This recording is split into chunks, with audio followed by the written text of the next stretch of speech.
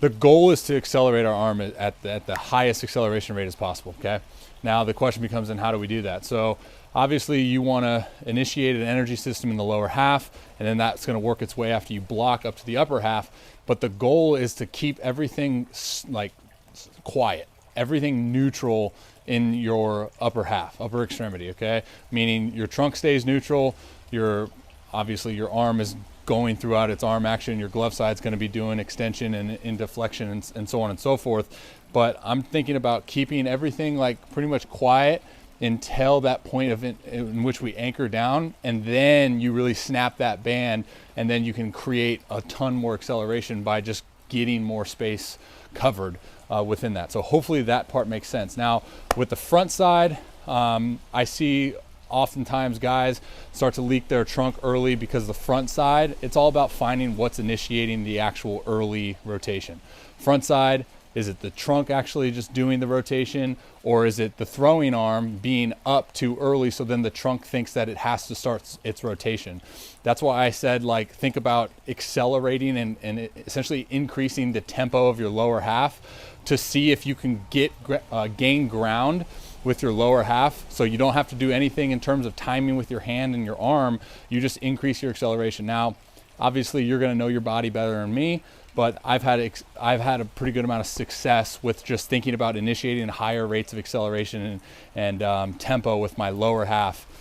I can go on all day about a belief that I have in regards to, like, the hand is going to match the tempo of the front foot. So I think with you, if we were to really break it down, I think you're early because you're essentially tricking your body into thinking that it has like all of this time to go because of your initial lift, and then your drive phase is relatively, I don't want to say slower because that's like a negative connotation, but I think maybe you get the point.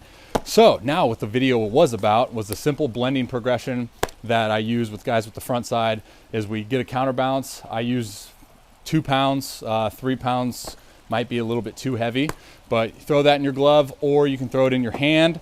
And I like to use overload balls. So the theory on any time that we overload the hands, the body automatically protects, automatically syncs up, just because it has to in order to protect against potential injuries. When we throw a 5 ounce or underload like that, we can get away from movement deficiencies. So what I start with is a 9, 8, 7 ounce with the throw. Now the overload ball in the throwing hand is going to probably clean up some things, but the counterbalance in the glove side is going to keep you with thinking about, like, when there's overload with the front hand, you're conscious of this now through space. Okay. When you're just with your glove, how often do we really think about glove side, right?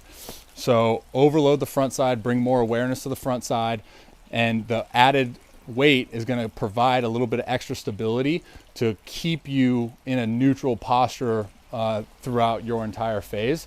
And now, like I said, with the overload balls, when we throw the overload balls, I think naturally you just kind of get into a more efficient position. For you, we would like to see, instead of being like here, obviously at anchor point, you know, we want you like almost still remaining pinching down on that scap, right? Like launching from that scap. I call it like the scap launch, right?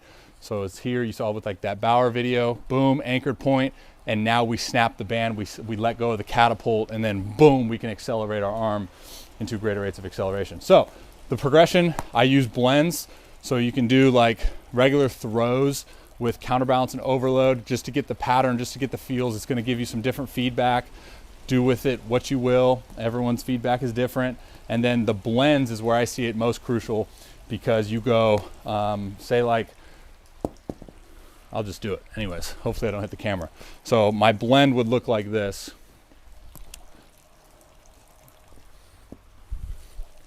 Eight ounce, 2 pound counterbalance.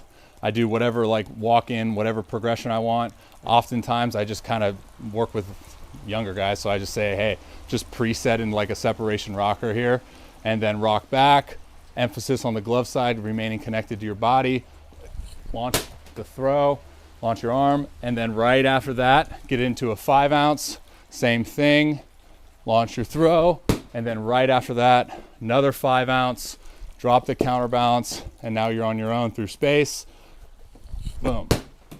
So everything in terms of progressions and stuff like that is just to create feelings, right?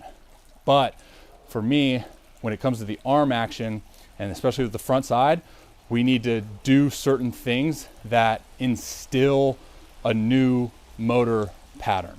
It's essentially movement, right? You're instilling a new movement. So there's a lot of clients that I have that I literally say for 2 weeks straight, don't throw a baseball until you have a 2-pound counterbalance, or 2-pound counterbalance and only throw with 8 or 9 ounce. Like I literally, it's crazy because you want the efficient pattern. You want to find the efficient pattern, whatever progression gives you that. And then you know how it is with skill acquisition. You got to hammer that as many times as you can until it becomes then a new motor pattern. So with that being said, if this is something that like you'll start seeing, I encourage you to take a lot of video from the front and from the back to see where your posture is with your trunk. If you see something that you like in terms of your trunk being neutral and your hand a little bit later than what it is right now, with a certain ball, with a certain overload, whatever it is, that's your pattern. That's your sweet spot. And I would say like hammer those, do like a week's worth, maybe like a deload week of just like progressions in like plyo settings and whatnot. Sorry for that long video. Holy smokes. I really was only going to come out here and say 2 things, and I just get too animated. All right, it's raining. Got to go. Hopefully the sound recorded. Holy smokes. All right, brother.